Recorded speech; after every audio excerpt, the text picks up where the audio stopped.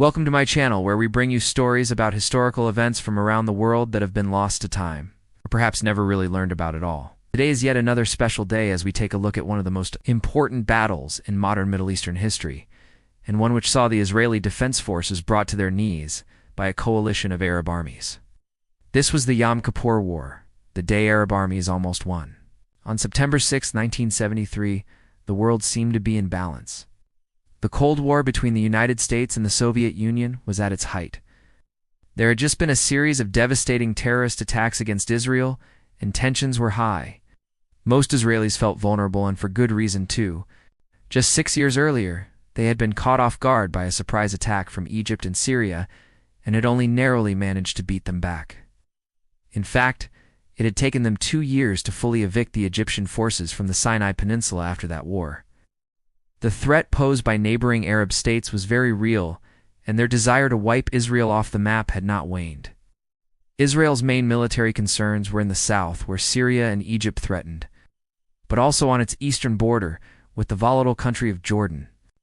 As Jordan had aligned itself with the Soviet Union and was receiving aid in the form of weapons, vehicles, and trained personnel, the Israelis knew that an attack from them could be devastating.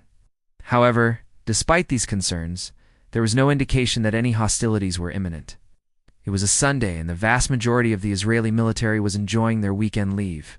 However, things were about to change dramatically.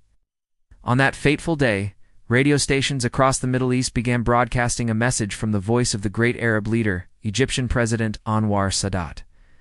He stated that the ongoing Arab-Israeli conflict would not be resolved through diplomacy, and that the Arabs had finally prepared themselves to liberate Palestine and destroy the Zionist entity once and for all. He announced that a coalition of Arab forces known as the Arab Deterrence Force had launched a full-scale attack against Israel, and so the Yom Kippur War had begun.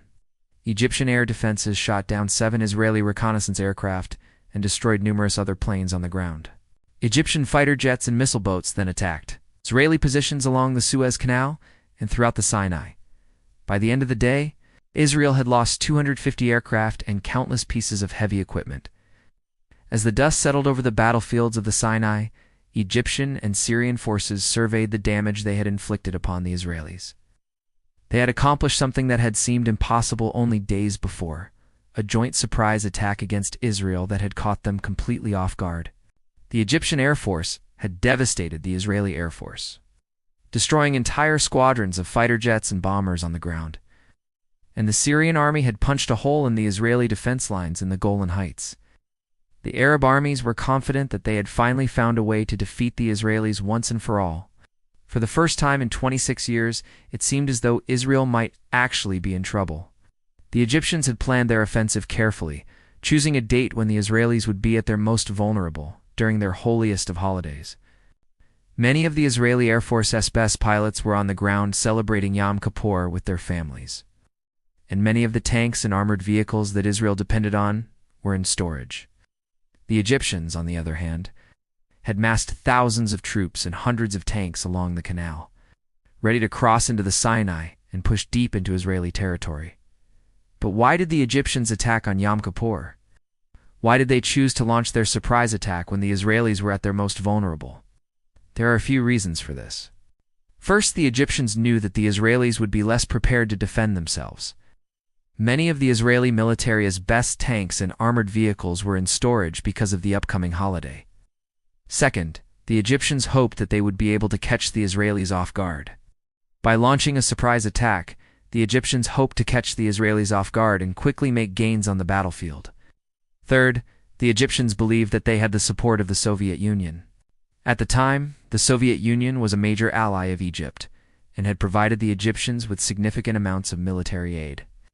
The Egyptians believed that the Soviets would not allow Israel to retaliate against them, and that they would come to their aid if things started to go badly. Finally, the Egyptians were desperate. The war in the Sinai had been going badly for them, and they were under pressure to succeed. As the fighting continued into the second day, it became clear that the Israelis were in trouble. The Egyptians had pushed deep into the Sinai and were threatening to cut off Israel's access to the Red Sea. The Syrians, meanwhile, were holding their ground in the Golan Heights and were inflicting heavy casualties on the Israelis. The Israelis were able to mount a defense, but it was clear that they were outgunned and outnumbered. They needed help. Israel's Prime Minister Golda Meir knew that her country was in grave danger. She appealed to the United States for help, and the U.S. responded. Within hours, American warships were on their way to the region, and U.S. Air Force aircraft were flying cover missions over the skies of Israel.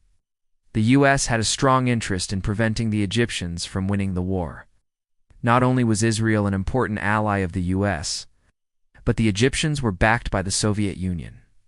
A Soviet victory in the Yom Kippur War would have been a major blow to the U.S. prestige, and could have led to a wider conflict between the two superpowers. But it wasn't just the U.S. that came to Israel's aid. Israelis also received assistance from some unlikely sources. As the fighting continued, the Israelis were able to regroup and launch a counterattack. The Egyptians were pushed back from the Suez Canal, and the Syrians were forced to withdraw from the Golan Heights. The Israelis were victorious, but the war had taken a heavy toll on them. They had suffered heavy casualties, and their economy was in sharp decline.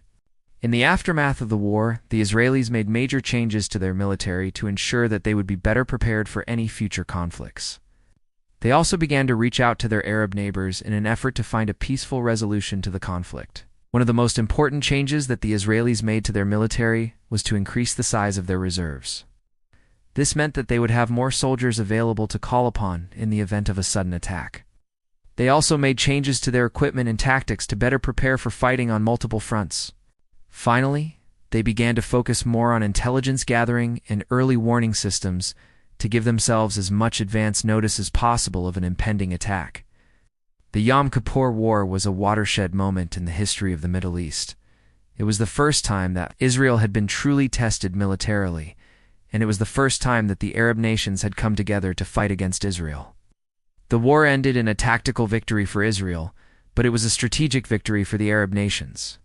The war showed that the Arab nations were willing to put aside their differences and unite against a common enemy.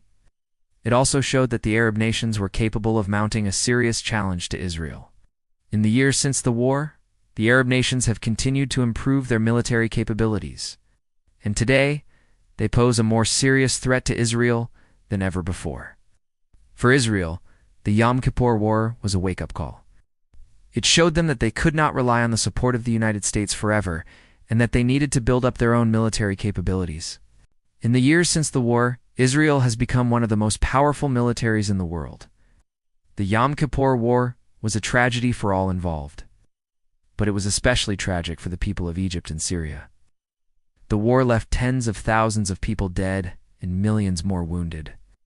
It also caused billions of dollars in damage to the economies of Egypt and Syria.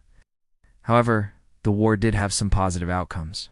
It led to the creation of the State of Israel, and it also led to the Arab nations coming together and uniting against a common enemy. So what can we learn from the Yom Kippur War? Perhaps the most important lesson is that we should never underestimate our enemies. The Arab nations proved that they were capable of mounting a serious challenge to Israel, and that they were willing to put aside their differences and unite against a common enemy. We should also remember the human cost of war. The Yom Kippur War was a tragedy for all involved, and we should remember the tens of thousands of people who were killed or wounded. Finally, we should remember that war is not always a bad thing.